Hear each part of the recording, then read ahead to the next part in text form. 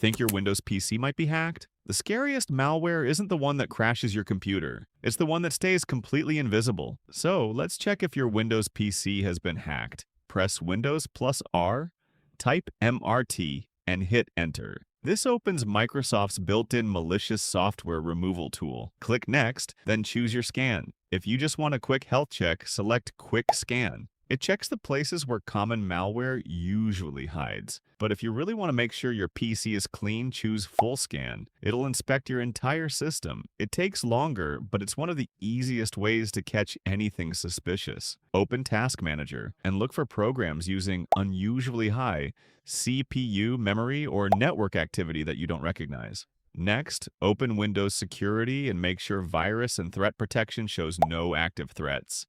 Then run a quick scan.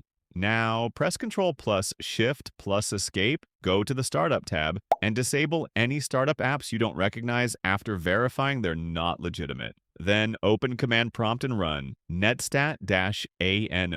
This shows active network connections. If you notice unknown connections that stay active, it's worth investigating further. Finally, check Windows Update and make sure your system is fully updated. Many attacks succeed simply because systems are missing security patches. If something still feels wrong, disconnect from the internet, run a full antivirus scan, change your important passwords from a different trusted device, and investigate before reconnecting. If you enjoy this 1-minute breakdowns, let me know in the comments.